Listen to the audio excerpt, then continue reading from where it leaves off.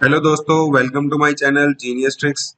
दोस्तों, अगर आप भी विंडोज 10 यूज करते हैं और पहले आपने विंडोज 7 यूज करी थी तो आपको विंडोज 10 बहुत ही स्लो लगती होगी और लैगी लगती होगी। दोस्तों, आज मैं कुछ आपको ऐसी टिप्स बताऊंगा जिससे कि आप अपने कंप्यूटर को या अपने लैपटॉप को विंडोज 10 वाले लैपटॉप को बहुत ही फास्ट कर सकते हैं। दोस्तों, वीडियो को अंत तक देखें और सारी सेटिंग्स ऐसे ही करें जैसे मैं आपको बता रहा हूँ और स्टेप बाय स्टेप करेंगे। चलिए स्टार्ट करते हैं। दोस्तों, पहली सेटिंग जो मैं आपको बताने जा रहा हूँ उसमें कंप्यूटर का अल्टीमेट मोड जो है वो ऑन हो जाएगा। आपको करना क्या है, स्टार्ट पर जाना है और पावर शेल टाइप करना है। दोस्तों, विंडोज पावर शेल आ जाएगा, इसके ऊपर राइट क्लिक करके और रन एज एडमिनिस्ट्रेटर। दोस्तों, लिंक में मैंने एक कमांड दी हुई है, बस आपको उसी को इसमें पेस्ट कर देना है और इसे एंटर कर देना है। दोस्तों, आपका अल्टीमेट परफॉर्मेंस मोड जो है वो स्टार्ट हो जाएगा। दोस्तों, दूसरी सेटिंग में आपको दोबारा से स्टार्ट पर जाना है और आपको लिखना है कंट्रोल पैनल।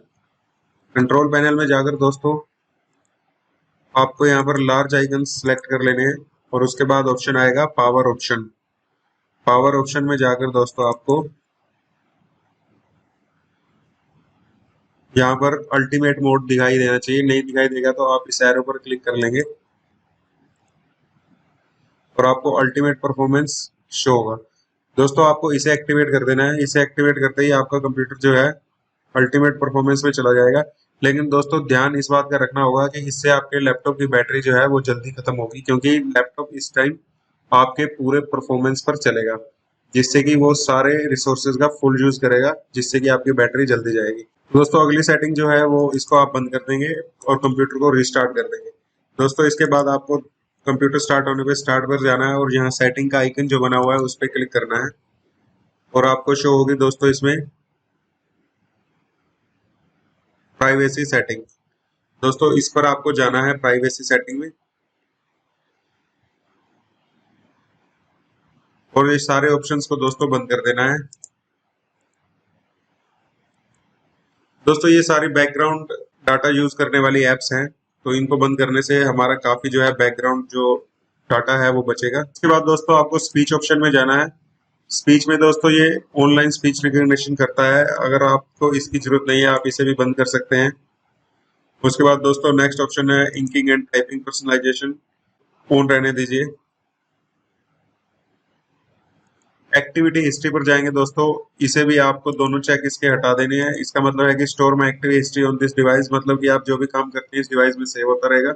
और दूसरा ऑप्शन जो है send my active history to Microsoft, मतलब जो भी आप हिस्ट्री इस डिवाइस पर करते हैं वो माइक्रोसॉफ्ट तक जाएगी। तो दोस्तों, ये दोनों ऑप्शन भी आपको अनसिलेक्ट कर देने हैं, इसका कोई यूज नहीं है। अगला दोस्तों लोकेशन है। लोकेशन की कभी जरूरत तो होती नहीं है, लेकिन अगर आपकी लोकेशन ऑन है तो दोस्तों इसे ऑफ कर दीजिए। अगला ऑप्शन दोस्तों कैमरा है। कैमरा भी आप इसमें से सिलेक्ट कर सकते हैं कि कौन कौन सी एप्स जो है आपका कैमरा है जो यूज कर सकते हैं, तो आप इन सबको ऑफ कर सकते हैं। मैं कैमरा यूज करता हूँ इसलिए मैं कैमरा को ऑन रख रहा हूँ, बाकी सारों में मैंने कैमरा जो है ऑफ कर दिया है। इसी के साथ ये डेस्कटॉप एप्स में भी आप चाहे तो अपना कैमरा ऑफ कर सकते हैं। अगला ऑप्शन है दोस्तों माइक्रोफोन का। माइक्रोफोन में भी इसमें आप देख सकते हैं कि कौन कौन सी ऐप जो है माइक्रोफोन आपका यूज कर रही है। आप चाहे तो जो अननेसेसरी ऐप्स हैं उनको बंद कर सकते हैं। अगला ऑप्शन आएगा दोस्तों वॉइस एक्टिवेशन का। दोस्तों, इसे भी आप ऑफ कर दीजिए, मुझे नहीं लगता कि वॉइस एक्टिवेशन कोई यूज करता होगा। वॉइस एक्टिवेशन में दोस्तों अगर आप कुछ बोलते हैं तो उससे रिलेटेड कोई ऐप एक्टिवेट हो जाती है। इसके बाद दोस्तों अगला ऑप्शन है नोटिफिकेशन का। दोस्तों, नोटिफिकेशन आप चाहे तो ऑफ कर सकते हैं, और वैसे तो लैपटॉप में नोटिफिकेशन की जरूरत होती नहीं है, लेकिन आपको अगर लगता है कि आपके पास जो मेल्स वगैरह की नोटिफिकेशंस आती हैं वो आती रहें तो आप इसे ऑन रहने दीजिए, नहीं तो इसे भी ऑफ कर दीजिए। अगला ऑप्शन दोस्तों अकाउंट इन्फो का है। Hello apps to access your account info, आप चाहें तो इसे भी ऑफ कर सकते हैं, इसका भी कोई खास यूज नहीं है। अगली दोस्तों आती है कैलेंडर की सेटिंग। कैलेंडर भी आप अगर यूज करते हैं तो ठीक है, नहीं तो इसे ऑफ कर दीजिए, ये भी अननेसेसरी ही मेमोरी यूज करता है। उसके बाद दोस्तों फोन कॉल्स आती है। फोन कॉल्स को भी आपको ऑफ कर देना है। मुझे नहीं लगता कि कोई लैपटॉप में जो है फोन कॉल्स का यूज करता होगा। इसी के साथ कॉल हिस्ट्री को भी आप ऑफ कर दें, क्योंकि लैपटॉप से कोई कॉल भी नहीं करता है। उसके बाद दोस्तों ईमेल आएगा। ईमेल तो आप अगर यूज करते हैं तो इसे ऑन रहने दीजिए, नहीं तो इसे ऑफ कर दीजिए। उसके बाद दोस्तों मैसेजिंग पे आ जाइए। मैसेजिंग में दोस्तों आपके पास कोई एमएमएस या एसएमएस आता है, उसके लिए ये ऐप होती है।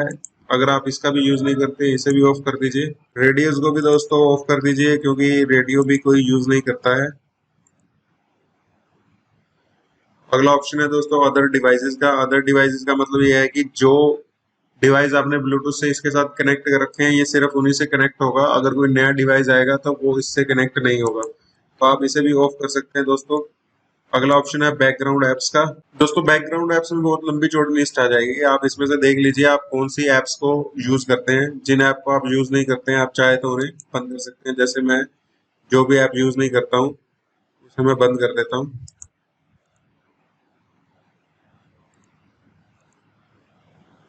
आप भी दोस्तों चेक कर लीजिए आप कौन कौन सी ऐप्स को यूज करते हैं और किन ऐप्स को यूज नहीं करते हैं, उन्हें आप बंद कर दें, ताकि ये बैकग्राउंड में जो ऐप्स हैं ये ना चलें।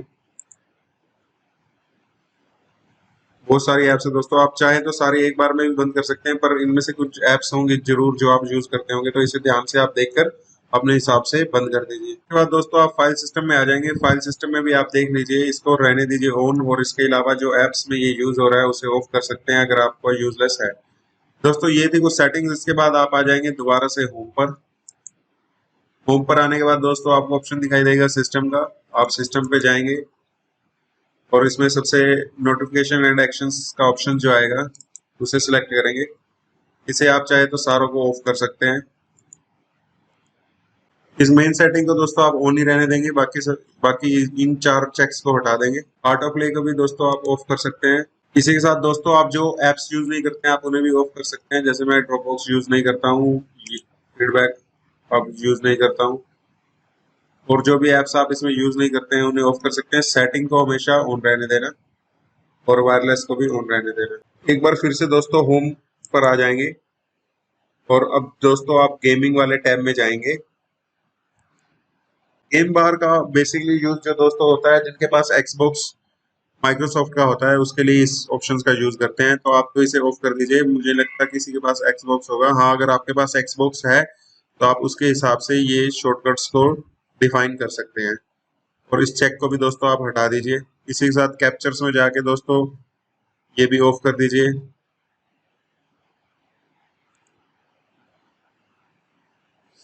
ब्रॉडकास्टिंग को भी ऑफ कर दीजिए। बस गेम मोड को दोस्तों ऑन रहने देना है, क्योंकि ये हमारे लैपटॉप की परफॉर्मेंस को बढ़ा देगा। एक्सबॉक्स नेटवर्किंग में दोस्तों कुछ नहीं है, आप इसे क्लोज कर दीजिए। अगले ऑप्शन के लिए दोस्तों टास्क बार में आप राइट क्लिक करेंगे और टास्क मैनेजर को ओपन करेंगे। दोस्तों इस एरो पे क्लिक करके आप डिटेल्ड में जाएंगे और आपको स्टार्टअप का टैब दिखाई देगा। स्टार्टअप में दोस्तों वो एप्स हैं जो आपके लैपटॉप पे ऑन होते ही इसके साथ ऑन हो जाती हैं। अब आप इसमें से देख लिए जो भी अननेसेसरी ऐप हैं आप उसे डिसेबल कर सकते हैं।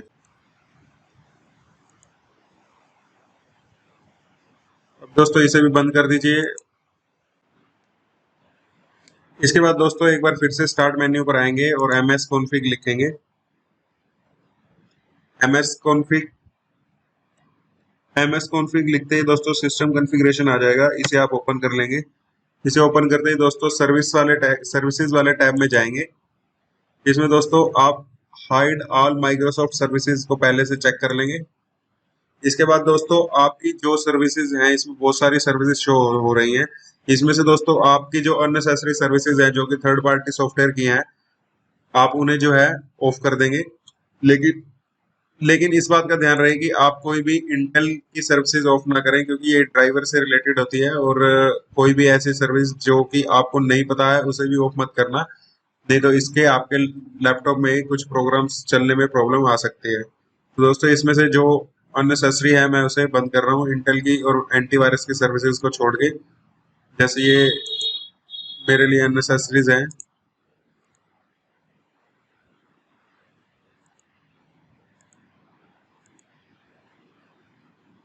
दोस्तों इसे ओके कर देंगे, सिस्टम को रिस्टार्ट कर देंगे। इसी के साथ दोस्तों अगली सेटिंग पर आते हैं। आप माई कंप्यूटर या दिस पीसी पर जाएंगे, आपको सी ड्राइव शो होगी। सी ड्राइव के ऊपर आप राइट क्लिक कर लीजिए और इसकी प्रॉपर्टीज में चले जाइए। आपको दोस्तों डिस्क क्लीनअप शो होगा, आप इस पर क्लिक कीजिए।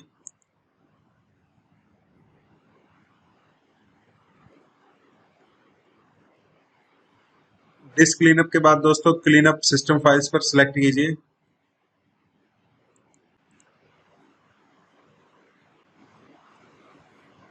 अब दोस्तों इस सारे को सिलेक्ट कर लीजिए, पर डाउनलोड्स को छोड़ दीजिए। अगर डाउनलोड्स को आप सिलेक्ट कर देंगे तो जो भी मीडिया आपने डाउनलोड कर रखा है वो भी डिलीट हो जाएगा। तो डाउनलोड्स को अनचेक कर दीजिए और रिसाइकिल बिन भी चेक कर लीजिए, उसमें कोई जरूरी फाइल तो आपकी डिलीट नहीं हो रही है। और इसी के साथ इसको दोस्तों ओके पर क्लिक कर दीजिए। ओके क्लिक करते ही ये सारी अननेसेसरी फाइल्स जो हैं और टेम्परेरी फाइल्स जो हैं वो डिलीट हो जाएंगी।